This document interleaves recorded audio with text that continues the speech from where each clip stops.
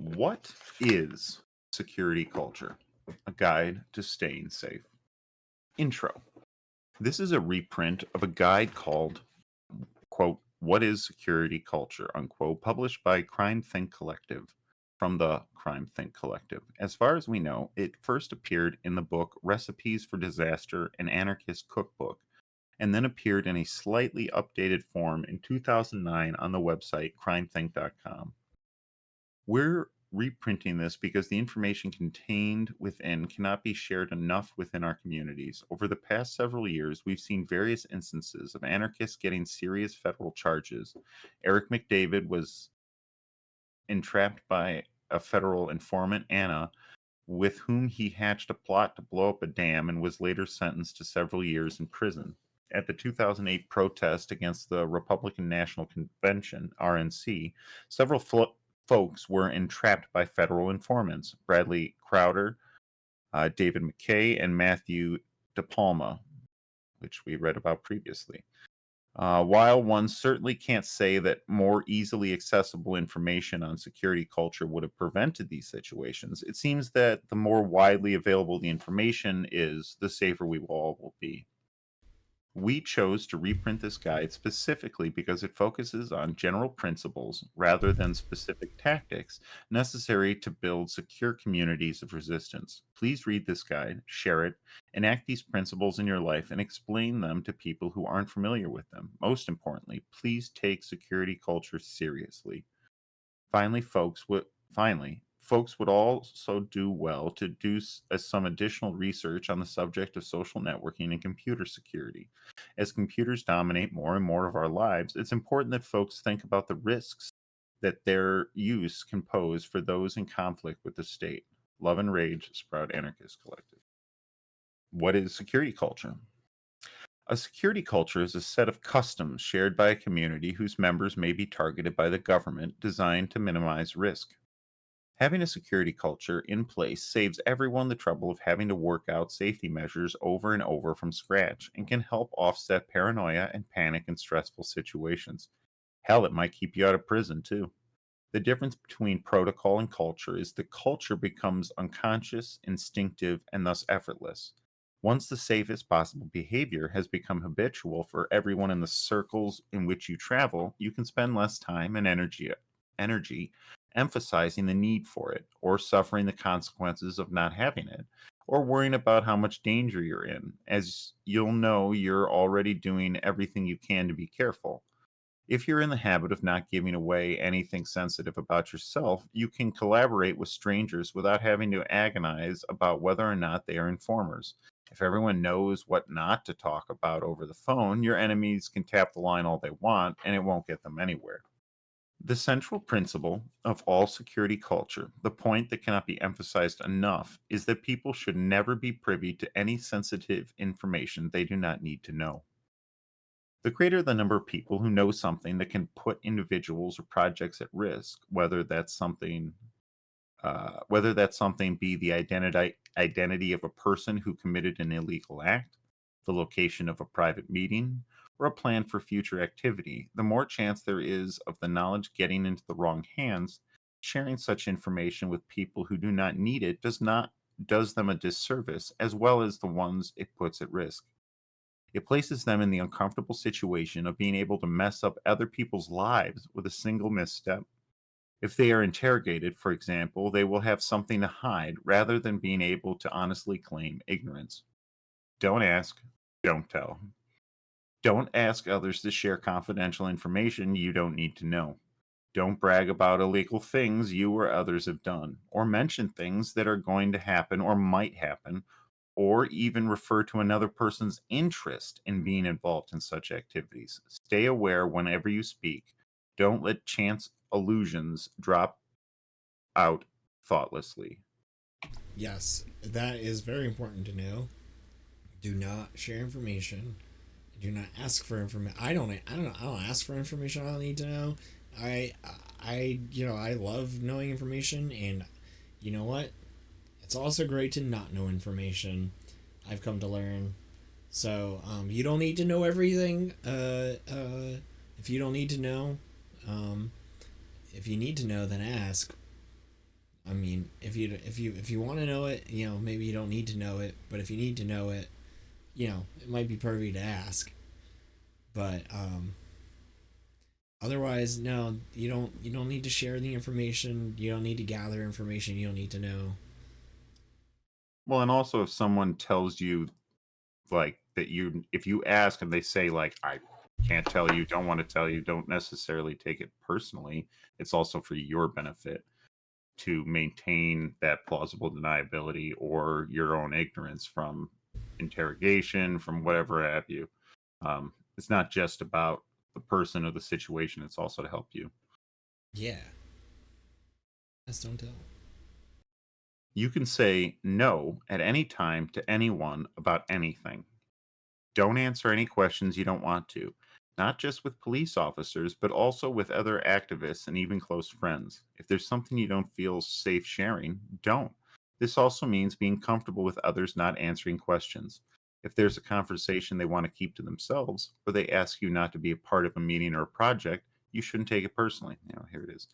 It's for everyone's good that they are free to do so. Likewise, don't participate in any projects you don't feel good about, or collaborate with anyone you feel ill at ease with, or ignore your gut feeling in any situation. If something goes wrong and you get in trouble, you don't want to have any regrets. You're responsible for not letting anyone talk you into taking risks you're not ready for. Don't ever turn your friends over to your enemies. If captured, never, ever give up any information that could endanger anyone else. Some recommend an explicit oath sworn by all participants in a direct action group. That way, in a worst case scenario, when pressure might make it hard to distinguish between giving up a few harmless details and totally selling out, everyone will exactly know what commitments they've made to each other. Don't be a snitch. Don't Mhm. be a snitch. We don't like snitches. We don't like narcs. They get shit where it's coming from them. They get what they deserve. It ends up catching up to them eventually. Don't snitch. Yeah, it does catch up. Yeah. Don't make it too easy for your enemies to figure out what you're up to. Don't be too predictable in the methods you employ, or the targets you choose, or the times and places you meet to discuss things. Don't be too visible in public aspects of the struggle in which you do your most serious direct action. Keep your name off mailing lists and out of the media. Perhaps avoid association with above ground organizations and campaigns entirely. If you're involved in really serious clandestine activities with a few comrades, you may want to limit your interactions in public, if not avoid each other altogether. Federal agents can easily get access to phone numbers dialed from your phone and will use such lists to establish connection between individuals. The same goes for your email and the books you check out from libraries, especially social networking sites like Facebook. Don't leave a trail. Credit card use, gas cards, cell phone calls all leave a record of your motions, purchases, and contacts. Have a cover story supported by verifiable facts if you need one. Be careful about what your trash could reveal about you. Dropouts aren't the only ones who go dumpstering. Keep track of every written document and incriminating photocopy. Keep them all in one place so you can't accidentally forget one and destroy them as soon as you don't need them. The fewer there are in the first place, the better. Get used to using your memory. Make sure there aren't any ghosts of such writings left behind in the impressions on the surfaces you're writing on, whether this is be wooden desks or pads of paper. Assume that every use of computer leaves a trail too. Um, Great that we just read this book. This last one, how to make a burner phone. Um, and then what was I gonna say? Memory. Oh, getting used to memory. Funny enough. Um, yeah, yeah. If you can't look, if you know something incriminating and you end up forgetting it because there's nothing to cite or anything, yeah, it's a good thing. We don't need to recount every moment that we're out there. Like, we should learn from moments for sure. But if you can't remember something, if you don't need to remember it, then that's okay. But Just like burning those notes at the end, like at a certain point, you don't need those memories. yeah, exactly. Like like if you need to take notes, end up burning them one day. Hmm. So, yeah. Don't throw any direct action ideas around in public that you think you might want to try at some point. Oh, this one's so important. Wait to propose an idea until you can gather a group of individuals that you expect will all be interested in trying it. The exception is the bosom companion with whom you brainstorm and hash out the details in advance, safely outside your home and away from mixed company. Of course. Don't propose your idea until you think the time is right for it to be tried. Invite only those you are pretty certain with. Invite only those you are pretty certain will want to join. Everyone you invite who doesn't end up participating is a needless security risk, and this can be doubly problematic if it turns out they feel your proposed activity is laughably dumb or morally wrong. Only invite people who can keep secrets. This is critical whether or not they decide to participate. Develop a private shorthand for communicating with your comrades in public. It's important to work out a way to communicate surreptitiously with your trusted friends about security issues and comfort levels while in public situations, such as at a meeting called to discuss possible direct action. Knowing how to gauge each Knowing how to gauge each other's feelings without others being able to tell that you are sending messages back and forth will save you the headache of trying to guess each other's thoughts about a situation or individual and help you avoid acting strangely when you can't take your friend aside in the middle of things to compare notes. By the time you have convened a larger group to propose an action plan, you and your friends should be clear on what each other's intentions, willingness to run risks, levels of commitment, and opinions of others are to save time and avoid unnecessary ambiguity. If you haven't been part of a direct action planning circle before, you'll be surprised how complicated and convoluted things can get, even when everyone does arrive prepared. Yeah, yeah. Don't propose your plans too early. It might some people might not take it seriously. You might propose it to the wrong people. The wrong people might know, and that might be bad. Um, yeah, only once you can trust. Once you have a certain level of trust, and that really goes into learning someone personally. Like this might sound familiar, but you can't really be in an AG with people you don't have connections with. If you're not friends with them, you can't do it. If you don't know them deeply, you can't do it. It ain't going to be successful. And then if you don't try to maintain that friendship outside of the activity as well, just being friends and bullshitting or whatever, it ain't going to work. It ain't going to work. So it's important to make sure that we hang out with our friends. You know, we this is a recent discussion between the two of us. And yeah, no, it's look, I hear this all the time, and I know how important it is. And from our previous conversations, we both have understood this. It's great. It's something that's so important. Other people need to know. Develop methods to establish the security level of a group or situation. One quick procedure you can run at the beginning of a larger meeting at which not everyone is acquainted is the quote unquote vouch for game. As each person introduces himself, all who can vouch for him raise their hands. Only vouch for those who are confident are worthy of your trust. Hopefully, each person is connected to the others by some link in the chain. Either way, at least everybody knows how things stand. An activist who understands the importance of good security will not feel insulted in such a situation if there is no one present who can vouch for him and the others ask him to leave. Meeting location is an important factor in security. You don't want a you don't want a place that can be monitored, no private residences.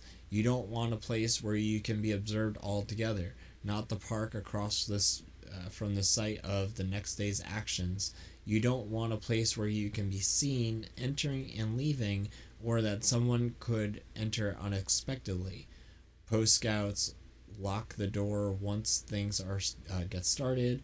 Watch out for anything suspicious. Small groups can take walks and chat.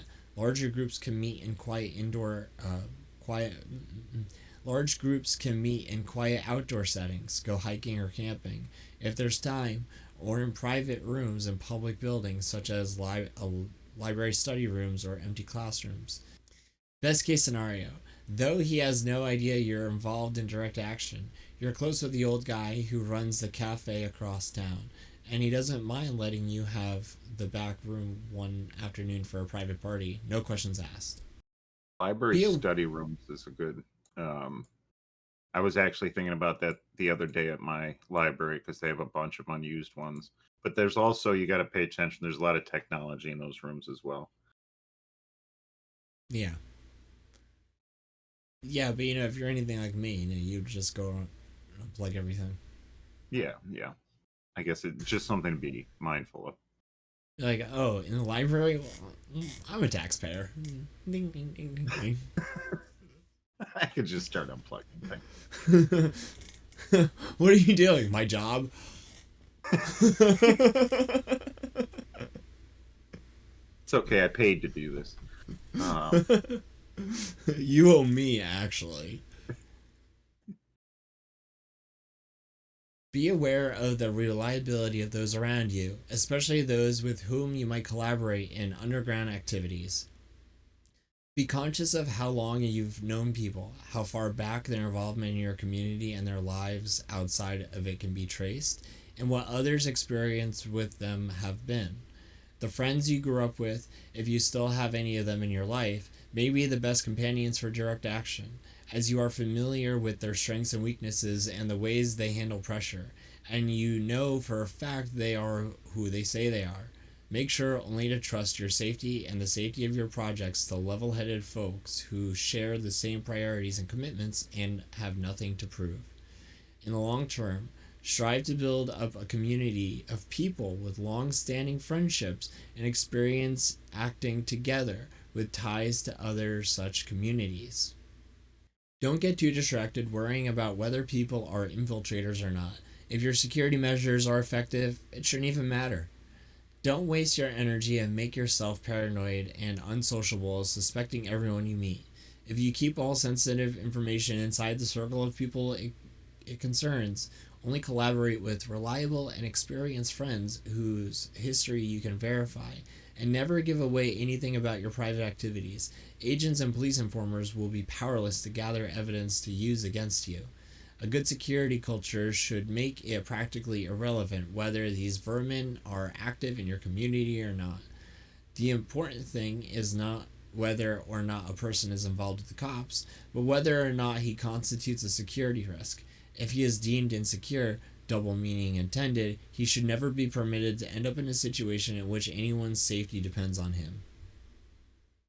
Learn and abide by the security expectations of each person you interact with, and respect differences in style.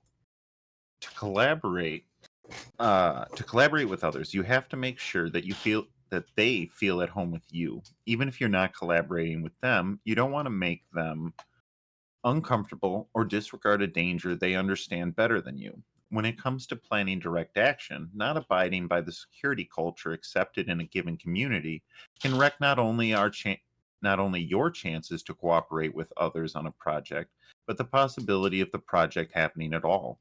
For example, if you bring up an idea others were planning to try in a setting they deem insecure, they may be forced to abandon the plan as it may now be associated with them. Ask people to outline for you their specific security needs before you even broach the subject of direct action. Let others know exactly what your needs are when it comes to security. The corollary of abiding by others' expectations is that you must make it easy for others to abide by yours. At the beginning of any relationship in which your private political life may become an issue, emphasize that there are details of your activities that you need to keep to yourself. This can save you a lot of drama in situations that are already stressful enough. The last thing you need on returning from a secret mission gone awry is to end up in a fight with your lover. Quote, but if you trusted me, you would have told me about this. How do you know you're not the one they're sleeping with? Whoa, whoa, whoa, whoa, whoa. How Got it do like I this. know what? No, You're no. out there sleeping with. Yeah, I totally misread that. Quote, Did you? Because I just want to jump in here and just go. But if you trusted me, you would tell me about this. How did I know you're not out there sleeping with? that was a lot better.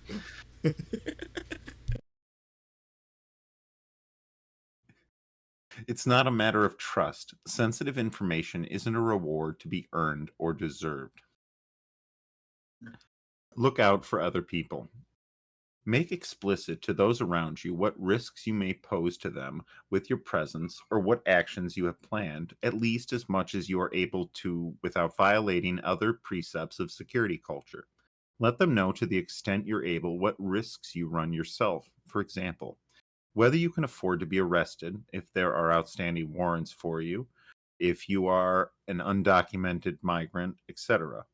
What responsibilities you have to keep up with, whether you have any allergies. Don't imperil others with your decisions, especially if you're not able to provide concrete support should they somehow get arrested, charged on account of your behavior.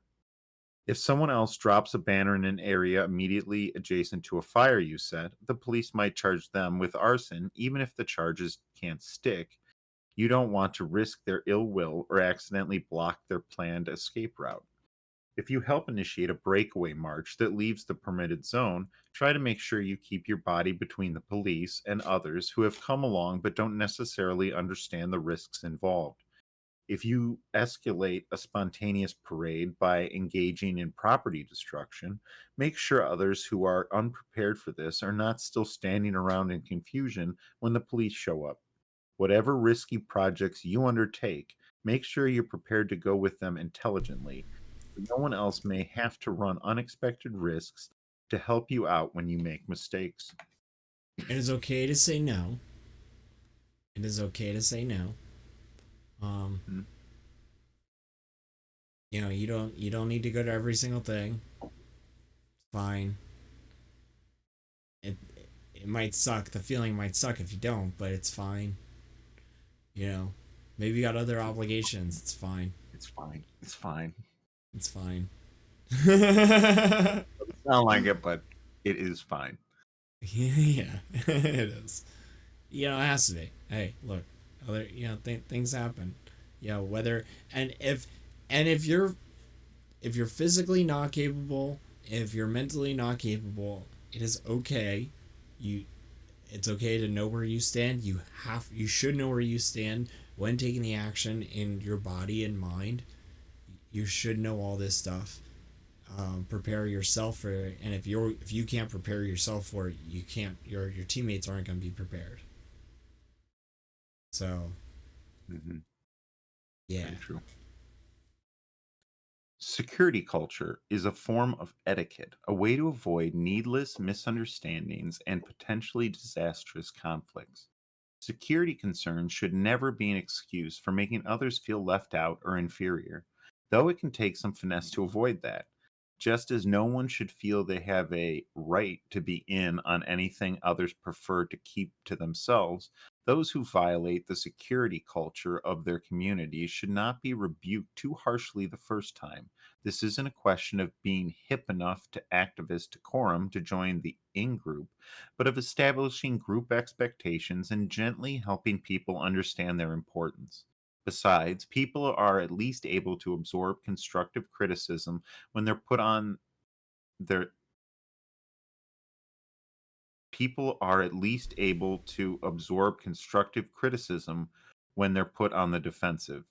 Nevertheless, such people should always be told immediately how they're putting others at risk and what the consequences will be should they continue to. Those who can't grasp this must be tactfully but effectively shut out of all sensitive situations. it's a very important line. Security culture is not paranoia institutionalized, but a way to avoid unhealthy paranoia by minimalizing risks ahead of time. That's a huge heading.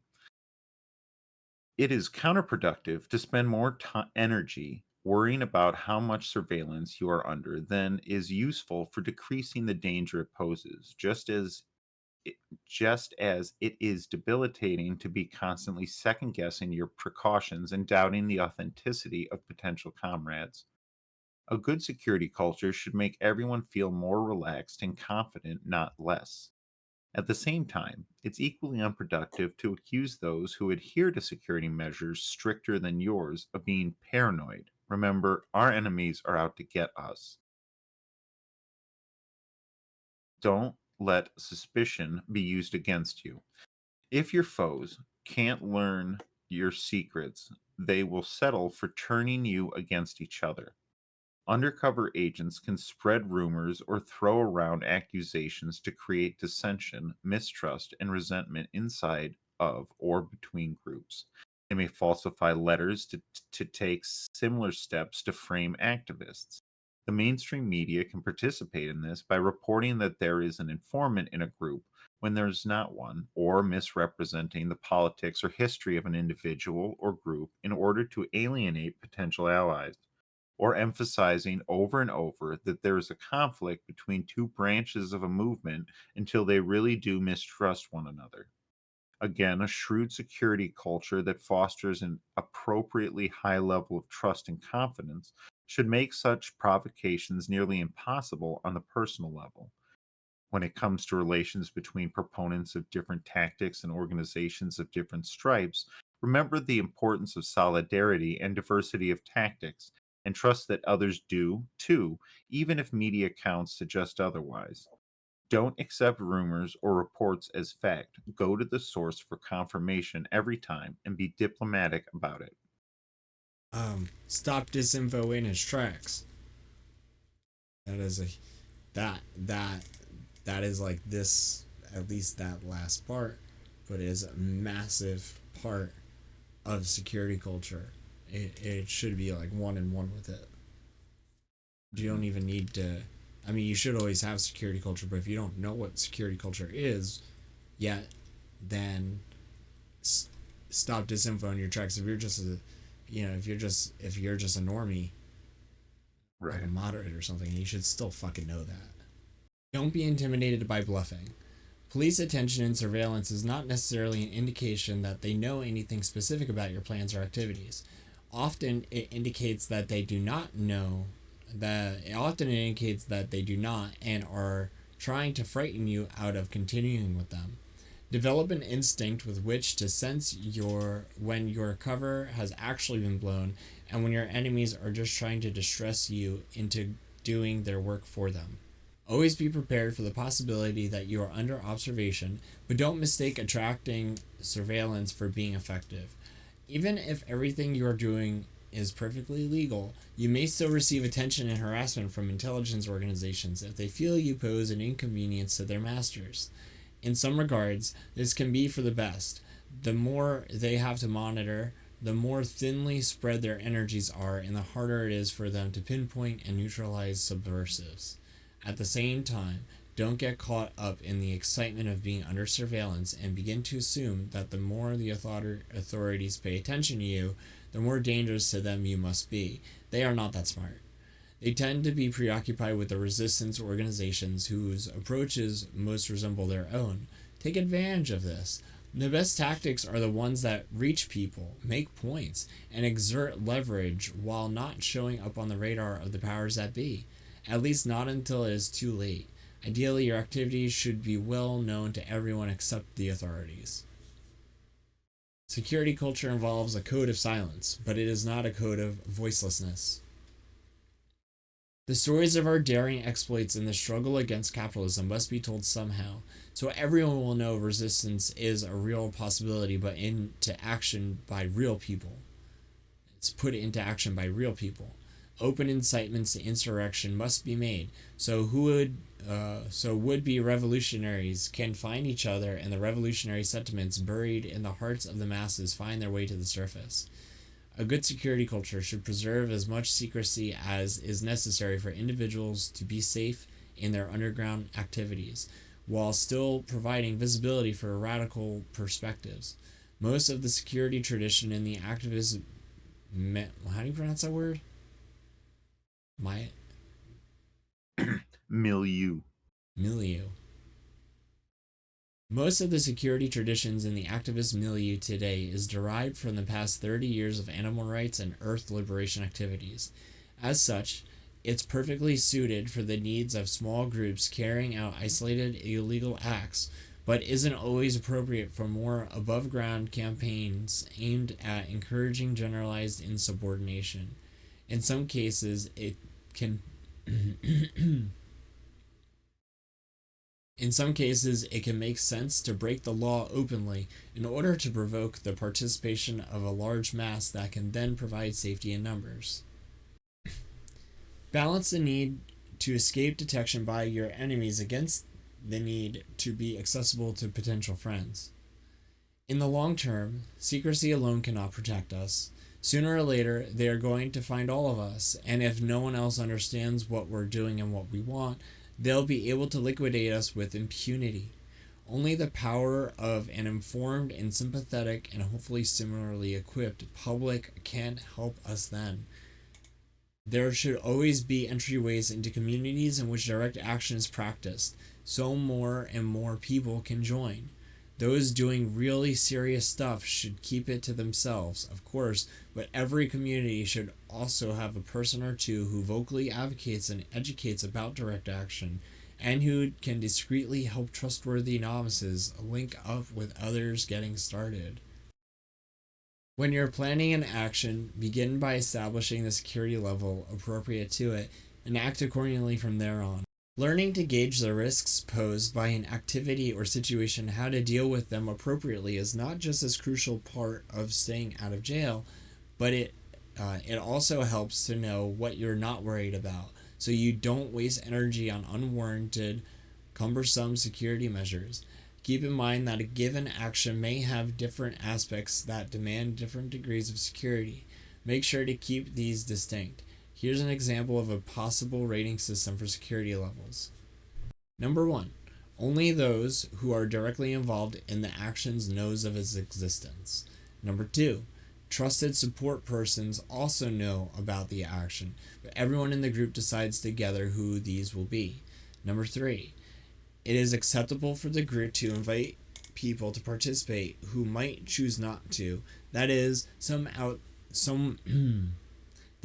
some outside the group may know about the action but are still expected to keep it a secret.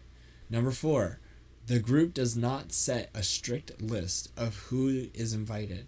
Participants are free to invite others and encourage them to do the same, while emphasizing that knowledge of the action is to be kept within the circles of those who can be trusted with secrets. That's when you share things on Signal, and it's like nice, cool posters that people make about actions, and it says on the bottom, "Only share on Signal. Do not fucking share on social media." Those are always fun, you know. Mm-hmm. Like, yeah, you don't rely on social media. You know, there's other ways to connect with people. Number 5. Rumors of the action can spread far and wide throughout the community, but the identities of those at the center of the organizing are to be kept a secret.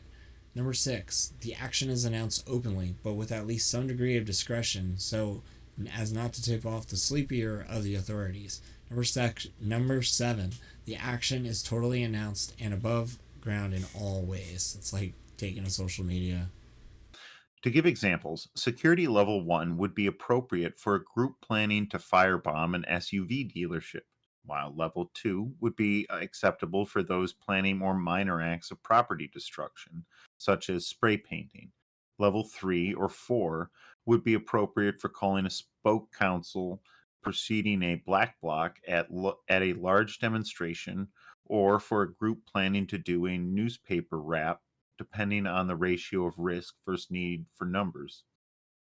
Level 5 would be perfect for a project such as initiating a surprise permitted march. For example, everyone hears in advance that the Annie D. Franco uh, performance is going to end in a spontaneous anti war march so people can prepare accordingly. But as no one knows whose idea it is, no one can be targeted as an organizer.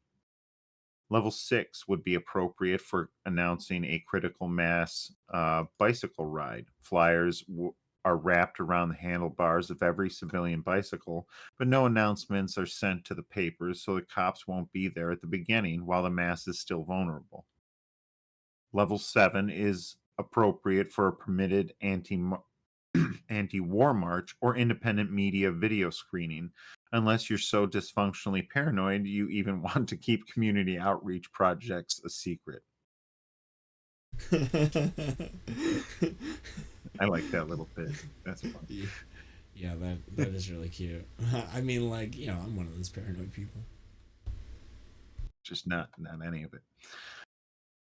It also makes sense to choose the means of communication you will use according to the level of security demanded. Here's an example of different levels of communications security corresponding to the systems just outlined above.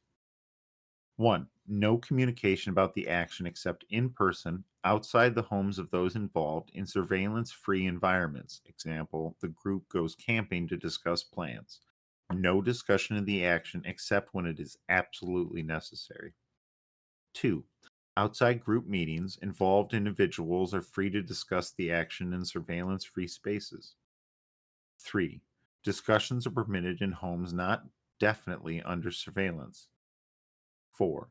Communication by encrypted email or on neutral telephone lines is acceptable. 5. People can speak about the action over telephones, email, etc., provided they're careful not to give away certain details: who, what, when, where. 6. Telephones, email, etc. are all fair game. Email listservs, flyering in public spaces, announcements to newspapers, etc., may or may not be acceptable on a case by case basis. 7. Communication and proclamation by every possible medium are encouraged. If you keep hazardous information out of circulation and you follow suitable security measures in every project you undertake, you'll be well on your way to fulfilling what early crime think agent Abby Hoffman described as the first duty of the revolutionary: not getting caught. All the best in your adventures and misadventures, and remember, you didn't hear it from us. I love that whole wrap up. All right. Yeah, Sprout Anarchist Collective from the occupied territory currently known as Grand Rapids, Michigan. SproutAC.org.